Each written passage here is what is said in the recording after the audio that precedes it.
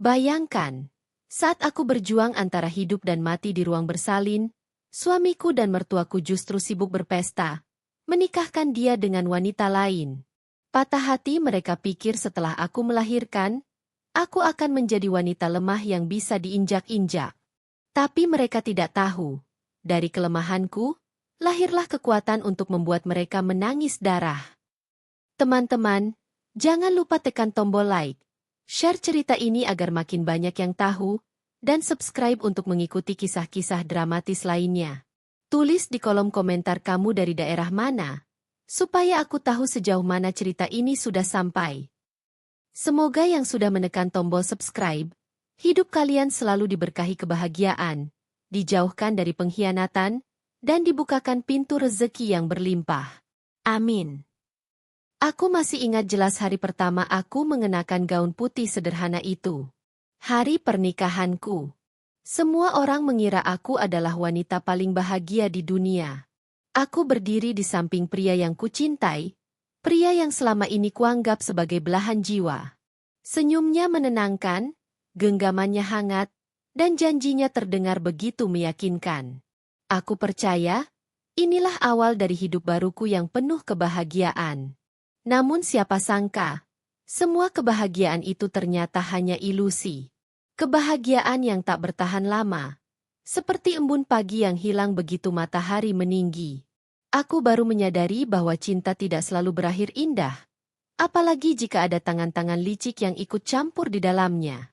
Awalnya, rumah tangga kami berjalan cukup baik.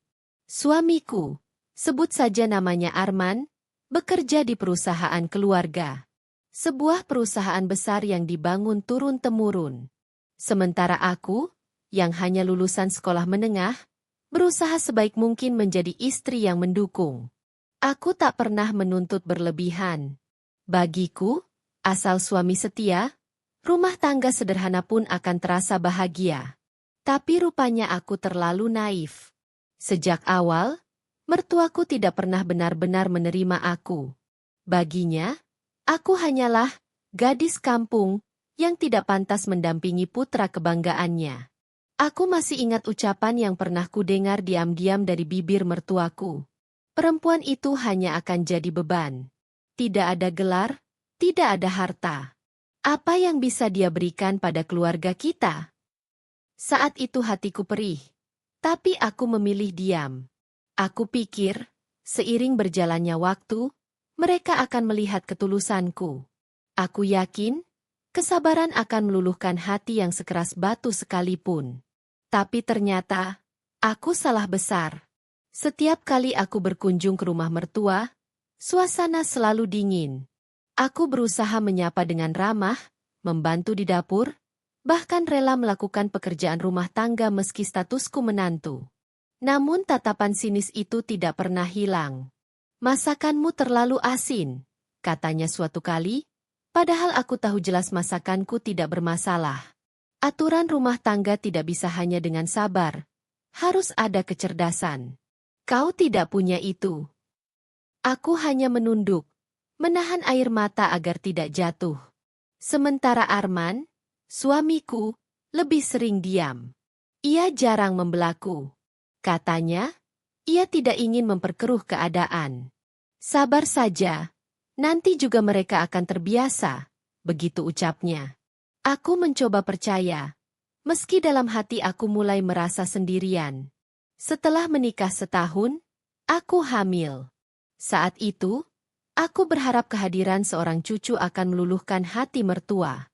Aku membayangkan mereka akan bahagia, menyambut darah daging pertama dari anak lelaki mereka. Tapi ternyata, yang kulihat justru sebaliknya. Mertua sama sekali tidak antusias. Bahkan, mereka seperti merasa terganggu. Kalau kau hamil, siapa yang akan mengurus rumah? Siapa yang akan memastikan Arman tidak kekurangan apapun? Jangan manja. Ya, perempuan harus kuat, kata ibu mertuaku dingin. Aku hanya tersenyum getir. Aku tahu, mereka memang tidak pernah benar-benar menginginkanku. Arman sendiri semakin sibuk. Ia jarang pulang, sering pulang larut malam dengan alasan pekerjaan. Kadang aku mencium bau parfum asing di bajunya, tapi aku menutup mata. Aku tidak ingin menuduh. Aku tidak ingin rumah tangga ini hancur hanya karena prasangka. Namun semakin lama, retakan itu semakin jelas. Ia semakin jarang menemaniku. Setiap kali aku ingin bercerita tentang janin dalam kandunganku, ia hanya menjawab singkat lalu sibuk dengan ponselnya. Hingga suatu hari, aku mendengar kabar dari tetangga yang tanpa sengaja melihatnya bersama seorang wanita lain di sebuah restoran mewah. Aku tidak langsung menuduh. Aku masih mencoba percaya. Tapi sejak hari itu, hatiku tak pernah benar-benar tenang. "Kenapa kau pulang malam lagi, Mas?" Tanyaku suatu malam dengan hati-hati. "Pekerjaan." "Jangan banyak tanya," jawabnya singkat, bahkan tanpa menatap wajahku. Aku terdiam. Dalam hatiku, aku berteriak, "Kalau memang pekerjaan, kenapa selalu ada bau parfum wanita itu?" Tapi aku tidak berani mengucapkannya. Aku takut jika dugaanku benar, maka segalanya akan runtuh. Malam-malamku semakin sepi. Aku sering menangis diam-diam sambil mengelus perutku yang kian membesar. Hanya janin di dalam perutku yang menjadi sumber kekuatanku. Aku berjanji pada diriku sendiri, apapun yang terjadi, aku akan melindungimu, Nak. Semakin dekat hari kelahiranku, aku mulai melihat gelagat aneh. Mertua sering datang ke rumah, tapi bukan untuk menemaniku. Mereka justru lebih sering mengajak Arman pergi entah kemana. Pernah sekali, aku mendengar percakapan samar antara ibu mertuaku dengan Arman. "Jangan buang waktumu dengan perempuan itu. Kau masih muda, masih bisa menikah lagi dengan yang lebih baik, yang bisa mengangkat derajat keluarga kita," katanya. Aku tercekat. Aku berdiri di balik pintu, tubuhku gemetar mendengarnya. Jadi benar, mereka tidak pernah menganggapku sebagai bagian dari keluarga. Mereka ingin menyingkirkanku, bahkan ketika aku tengah mengandung cucu mereka sendiri. Sejak hari itu, aku merasa setiap detik dalam rumah tangga ini hanyalah sebuah ujian. Aku tahu ada sesuatu yang mereka rencanakan di belakangku. Sesuatu yang besar, sesuatu yang bisa menghancurkanku. Meski sakit, meski hatiku terkoyak, aku tetap bertahan. Aku berusaha menenangkan diri dengan berkata, "Aku kuat. Aku tidak boleh lemah. Aku harus bertahan demi anakku." Aku mulai menabung diam-diam dari sisa uang belanja yang diberikan Arman. Meski jumlahnya tidak banyak, setidaknya aku punya pegangan jika sesuatu terjadi. Setiap malam, aku berbicara pada bayiku, seolah ia bisa mendengar. "Nak, kalau suatu hari nanti ibu harus berjuang sendirian, kau harus tahu bahwa ibu melakukannya karena cinta. Jangan pernah merasa sendiri. Kau adalah alasan ibu bertahan." Dan tanpa kusadari, itu menjadi doa yang terus kucapkan setiap hari. Hari itu akhirnya tiba. Perutku sudah terasa kencang sejak subuh. Rasa mulas datang silih berganti, membuat tubuhku lemas, keringat dingin mengucur dari pelipis. Aku tahu, ini saatnya. Bayi kecilku yang selama 9 bulan kutunggu ingin lahir ke dunia. Aku berusaha menenangkan diri, mengambil napas dalam-dalam, lalu mencoba menghubungi Arman. Namun panggilanku hanya berdering, tanpa jawaban. Aku mengirim pesan singkat. "Mas, aku sakit perut. Sepertinya sudah mau melahirkan. Tolong pulang cepat. Aku butuh kamu." 5 menit, 10 menit, bahkan 1 jam berlalu, tak ada balasan. Tubuhku gemetar menahan sakit. Air mataku mengalir tanpa henti. Akhirnya, aku menghubungi tetanggaku, Bu Rini, seorang wanita paruhbaya yang sering membantuku. Dialah yang tergopoh-gopoh datang lalu membawaku ke rumah sakit dengan mobil sewa. Sesampainya di rumah sakit, bidan dan dokter langsung menyiapkan ruang bersalin. Aku ditangani cepat, tapi hatiku hampa. Di saat wanita lain biasanya ditemani suami yang menggenggam erat tangan mereka, aku hanya menggenggam erat selimut putih di ranjang rumah sakit. "Ayo, Bu, tarik napas panjang, lalu dorong perlahan." Semangat, ya. Suara bidan berusaha menenangkan. Aku berusaha sekuat tenaga. Air mataku bercampur keringat. Aku menggigit bibir, menahan teriakan. Dalam hati aku berdoa, "Ya Allah, jika memang aku harus berjuang sendirian, kuatkan aku. Demi anakku." Beberapa jam yang terasa seperti seabad kemudian, tangisan pertama bayi itu terdengar. Suara nyaring yang langsung membuat hatiku luluh. Aku menangis. Kali ini bukan karena sakit, tapi karena bahagia. "Selamat, Bu. Anak ibu laki-laki, sehat dan kuat," kata bidan sambil meletakkan bayi mungil itu di dadaku. Aku menatap wajahnya yang merah, mungil, dan begitu polos. Aku tersenyum dalam tangis. "Selamat datang, Nak. Kau adalah hadiah terindah dalam hidup ibu." Namun kebahagiaan itu cepat memudar saat aku menyadari, tidak ada Arman di sampingku. Tidak ada pelukan hangat, tidak ada ucapan selamat. Yang ada hanyalah ruang sepi dan suara tangisan bayi. Beberapa jam setelah persalinan, aku mencoba kembali menghubungi Arman. Kali ini, ia mengangkat. Tapi suaranya datar, bahkan terdengar seperti tergesa. "Aku sudah melahirkan, Mas. Bayi kita laki-laki. Sehat?" Suaraku bergetar, berharap ia akan datang dengan penuh sukacita. Namun jawabannya menusuk jantungku. "Oh ya? Aku sedang sibuk sekarang. Nanti aku ke rumah sakit." Lalu sambungan terputus begitu saja. Aku menatap layar ponsel yang gelap, mataku panas. Bagaimana bisa? Bukankah ini momen paling penting dalam hidup kami? Bukankah seharusnya ia ada di sini? Aku mencoba menenangkan diri, mungkin benar ia sedang sibuk. Tapi entah mengapa, hatiku berkata lain. Beberapa jam kemudian, saat aku berusaha menyusui bayiku untuk pertama kali, Bu Rini datang dengan wajah cemas. Ia duduk di sampingku, lalu berkata pelan, "Bu, jangan kaget, ya.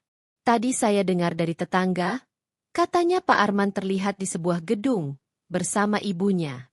Mereka sedang menghadiri acara pernikahan." Aku terperanjat. Jantungku hampir berhenti berdetak.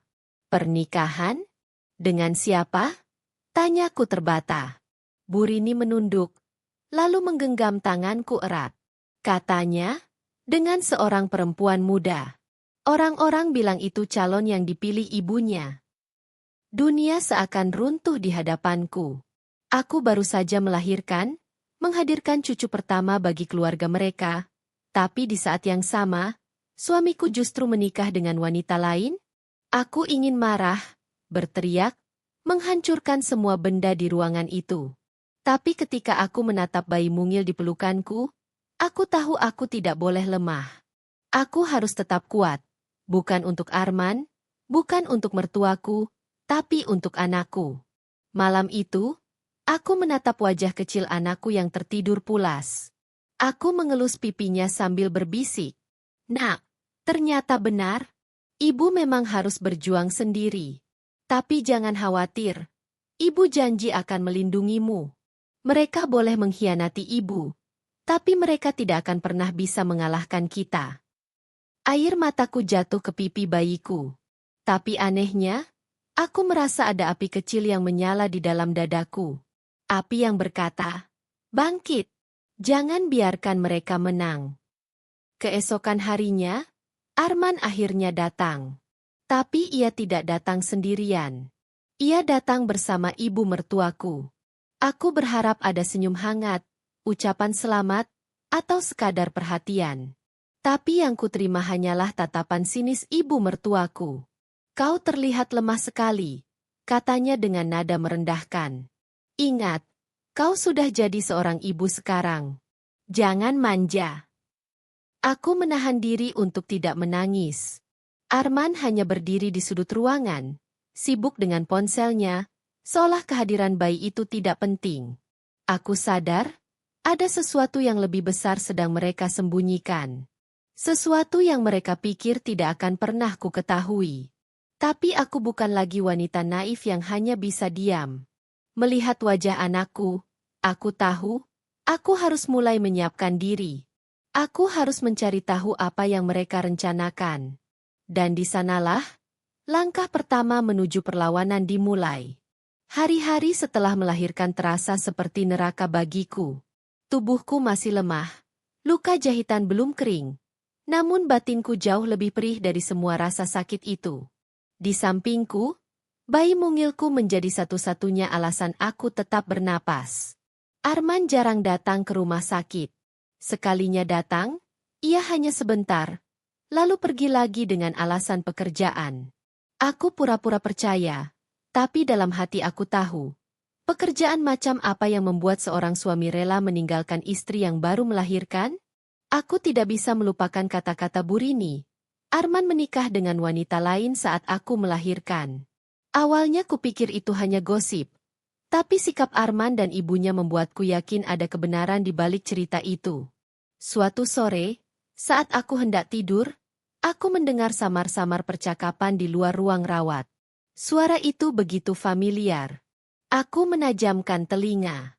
Bu, tenang saja. Kalau dia sudah pulang, saya akan urus surat-surat rumah itu. Semua aset akan pindah ke nama saya. Perempuan lemah itu tidak akan bisa apa-apa. Suara Arman terdengar jelas. Hatiku seketika membeku. Mereka sedang merencanakan sesuatu, soal rumah dan asetku. Lalu terdengar suara ibu mertuaku, sinis dan penuh kebencian. Kau harus cepat. Perempuan itu hanya akan jadi beban. Apalagi dia hanya lulusan biasa, tidak sebanding denganmu. Untunglah sekarang kita punya menantu baru, yang cantik, pintar, dan bisa membuat keluargamu naik derajat. Aku menutup mulutku dengan tangan, berusaha menahan tangis. Ternyata benar, Arman memang menikah dengan wanita lain. Dan parahnya, semua itu dilakukan dengan restu ibunya. Hari berikutnya, ketika aku sedang menyusui bayiku, seorang perawat masuk dan tanpa sengaja menjatuhkan beberapa berkas yang ia bawa. Aku membantu memungutnya. Saat itu, mataku menangkap selembar kertas undangan yang terlipat. Di sana tertulis jelas, pernikahan Armanu Ratna. Tanggal dan jamnya tepat dengan hari aku melahirkan. Tanganku gemetar. Air mataku menetes di atas kertas itu. Aku memandang bayiku yang sedang menyusu tenang, seolah tidak tahu bahwa ayahnya telah mengkhianati kami berdua. Aku menggenggam kertas itu erat, memasukkannya ke tas kecilku. Baiklah, Arman. Kau pikir aku tidak akan tahu? Kau pikir aku akan diam? Kau salah besar. Ketika aku akhirnya diperbolehkan pulang dari rumah sakit, aku kembali ke rumah yang dulu terasa hangat, tapi kini terasa asing. Arman jarang ada di rumah. Jikapun pulang, ia hanya sebentar lalu pergi lagi. Lebih menyakitkan lagi, ibu mertuaku mulai sering datang dengan wajah penuh kemenangan. Ia tidak pernah menyinggung soal bayiku. Bahkan saat melihat cucu darah dagingnya, ia hanya melirik sekilas dan berkata, "Semoga kau tidak menjadi beban." Suatu malam, aku mendengar suara mobil berhenti di depan rumah. Aku mengintip dari jendela. Di sana, Arman turun dengan seorang wanita cantik yang tak lain adalah Ratna. Mereka tertawa, bergandengan tangan, dan masuk rumah ibunya yang berada tak jauh dari rumah kami. Dadaku sesak. Rasanya seperti dihantam ribuan pisau. Tapi kali ini, aku tidak menangis. Aku hanya menatap dalam diam, dengan hati yang mulai membatu. Beberapa hari kemudian, Arman tiba-tiba mengajakku bicara. Ia duduk di ruang tamu, wajahnya serius namun dingin. "Kita harus bicara soal rumah ini," katanya. Aku mengernyit. "Kenapa dengan rumah ini?" "Rumah ini atas namamu, kan? Aku pikir lebih baik dipindah ke namaku. Lagi pula, kau kan sekarang tidak bekerja. Aku yang mencari nafkah." Aku tercekat. Jadi benar, mereka ingin merampas hartaku. Arman, rumah ini peninggalan orang tuaku. Aku tidak akan memindahkannya ke siapapun.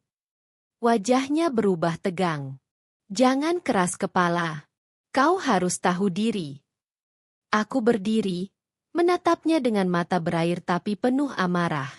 Yang harus tahu diri itu kamu, Arman. Saat aku berjuang melahirkan anakmu, kau malah menikahi perempuan lain. Dan sekarang kau ingin merebut rumahku. Arman terdiam sejenak, jelas terkejut aku sudah tahu. Lalu ia tersenyum sinis. Jadi kau sudah tahu? Baguslah. Kalau begitu, jangan buat semuanya makin sulit. Terima saja nasibmu. Malam itu, aku menangis. Tapi kali ini bukan tangisan lemah. Ini tangisan kemarahan, kekecewaan, sekaligus tekad. Aku memandangi bayiku yang tertidur pulas. Tangannya menggenggam jariku begitu erat. Tenanglah, nak. Ibu tidak akan biarkan kita diinjak-injak. Mereka boleh meremehkan ibu. Mereka boleh pikir ibu lemah. Tapi suatu hari nanti, mereka akan menyesal. Aku tahu, mulai saat itu, aku harus bersiap. Aku tidak boleh lengah. Mereka bukan hanya mengkhianatiku, tapi juga mencoba merampas hakku dan masa depan anakku. Dan aku bersumpah, aku tidak akan membiarkan itu terjadi. Sejak aku mengetahui kebenaran tentang pernikahan Arman dengan Ratna, segala sesuatunya berubah. Rumah yang dulu kukira tempat berlindung, kini terasa seperti medan perang yang penuh jebakan. Setiap kata, setiap tatapan dari suamiku maupun ibu mertuaku menyimpan maksud tersembunyi. Namun aku tidak lagi menangis. Aku belajar menahan diri. Aku tahu, jika aku ingin menang, aku harus bermain dengan sabar. Suatu pagi, ibu mertuaku datang ke rumah. Ia masuk tanpa mengetuk, langsung duduk di sofa dengan wajah angkuh. Kau tahu, rumah ini terlalu besar untukmu dan bayi itu. Akan lebih baik kalau kau pindah. Rumah ini bisa dijual, uangnya dibagi. Aku hanya tersenyum tipis. Rumah ini peninggalan orang tuaku, Bu. Dan atas nama saya. Kenapa saya harus pindah? Wajahnya memerah, tapi ia tetap mencoba tenang. Kau tidak bisa hidup sendiri. Kau butuh Arman. Dan Arman sudah punya kehidupan baru. Kalau kau pintar, kau ikut saja keputusannya. Aku menunduk, berpura-pura pasrah. Dalam hati aku berkata, kau pikir aku tidak tahu tujuanmu? Kau ingin aku keluar agar bisa bebas menguasai semuanya. Beberapa hari kemudian, Arman datang dengan Ratna. Mereka masuk rumahku seakan-akan rumah itu milik mereka. Ratna berdiri anggun. Wajahnya penuh senyum kemenangan. Kasihan sekali kamu, Mbak, katanya sambil menatapku dengan tatapan merendahkan. Sendiri mengurus bayi, sementara Mas Arman sekarang bersama aku. Aku menggendong anakku lebih erat. Aku tidak membalas kata-katanya. Aku hanya menatap Ratna, lalu Arman. Arman berkata dengan nada dingin, cepat urus surat rumah ini. Aku tidak mau berdebat lagi. Kalau kau tidak mau, aku bisa ajukan cerai sekarang juga. Aku menelan ludah, hatiku bergetar. Surat cerai? Mereka benar-benar ingin membuangku setelah mendapatkan apa yang mereka mau. Tapi aku berpura-pura tenang. Kalau memang itu yang kamu mau, silakan. Tapi ingat, Arman, kamu tidak bisa seenaknya merebut rumah peninggalan orang tuaku. Arman mendengus kesal, lalu pergi meninggalkan rumah bersama Ratna. Malam itu, aku menangis di kamar. Bukan karena lemah. Tapi karena aku tahu betapa kejamnya orang-orang yang dulu kupercayai. Aku baru saja melahirkan, tubuhku masih sakit, tapi mereka tidak peduli. Yang mereka pikirkan hanyalah harta. Aku menatap anakku yang tidur dengan wajah polos. Air mataku jatuh ke pipinya. Aku berbisik, Nak, ibu janji tidak akan biarkan mereka mengambil hak kita. Mereka pikir ibu lemah. Tapi mereka akan melihat siapa sebenarnya yang harus berlutut. Sejak saat itu, aku mulai diam-diam bergerak.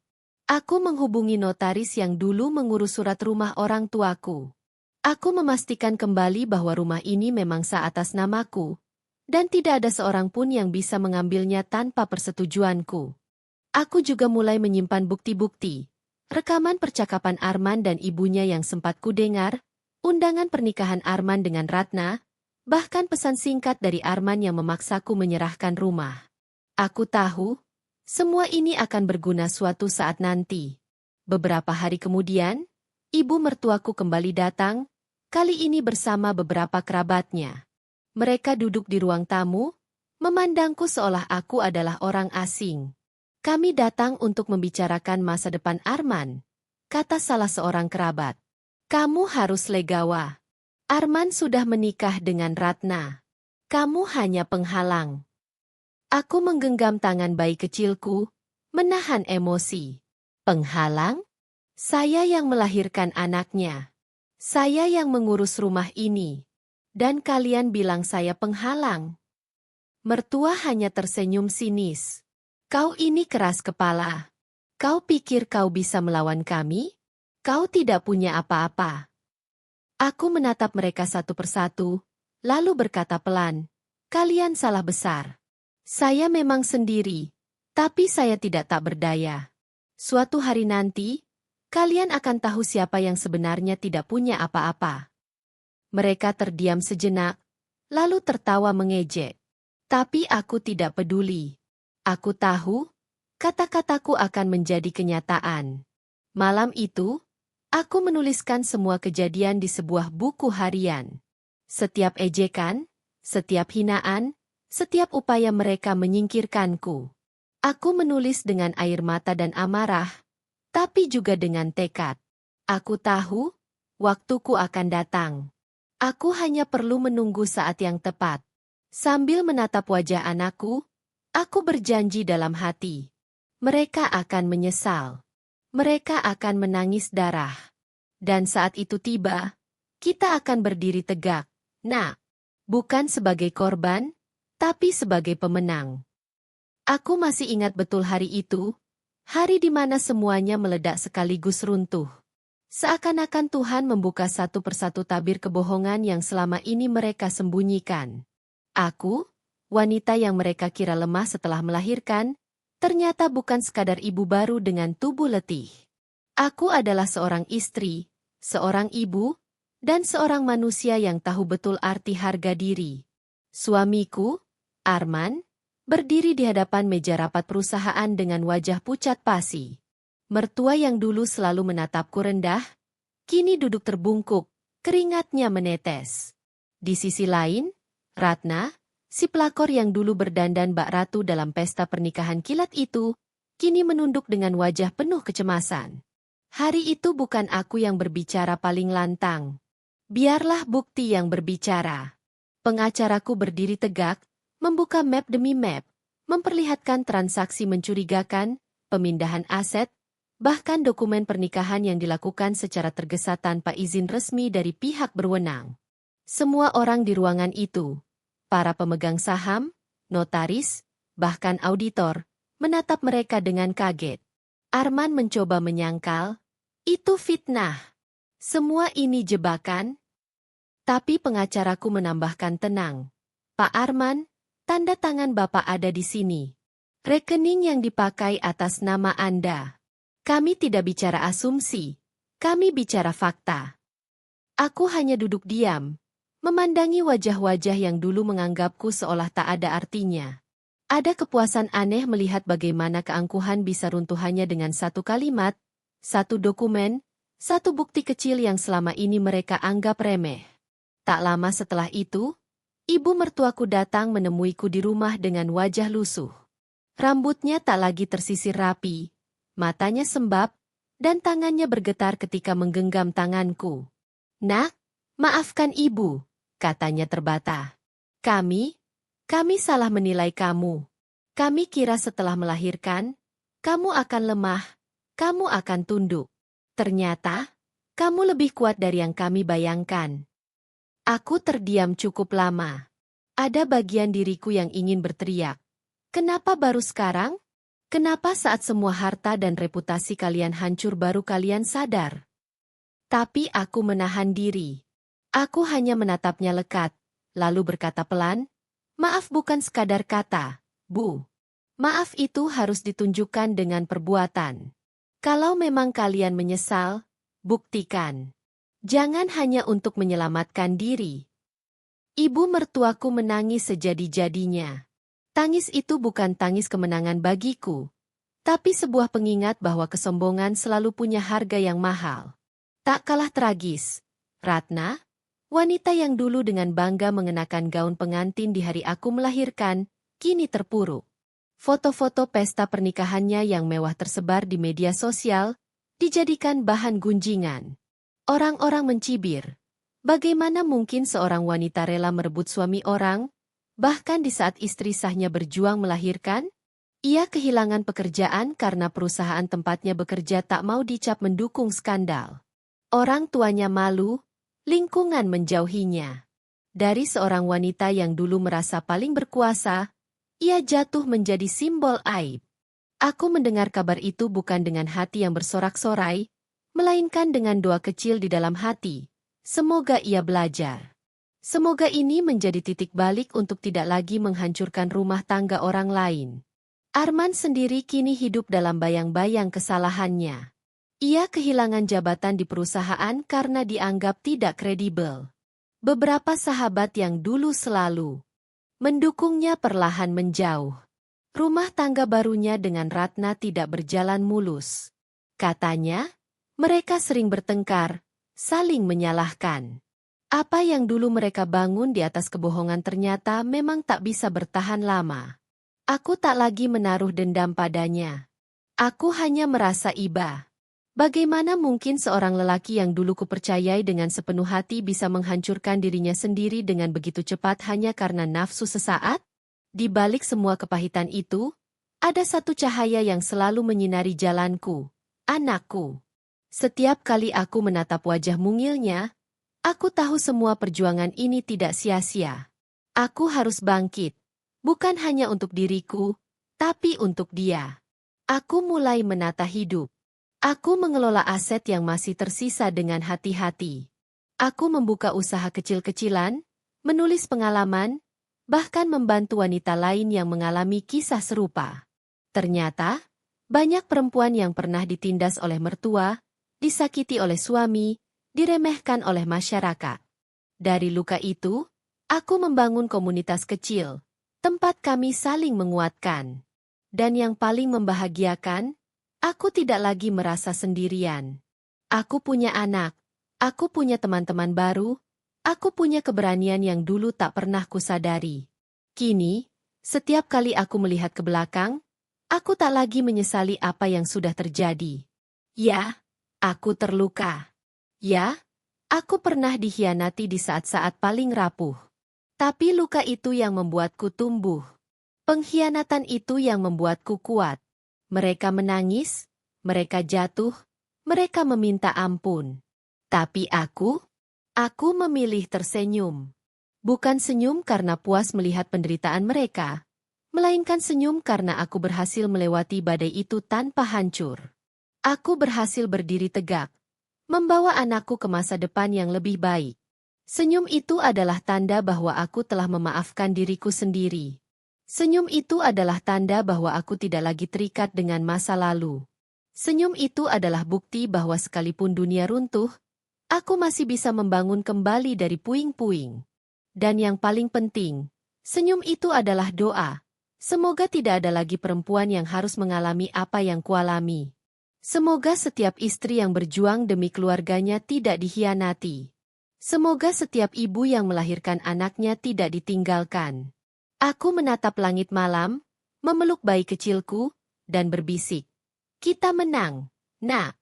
Kita menang dengan cara yang terhormat.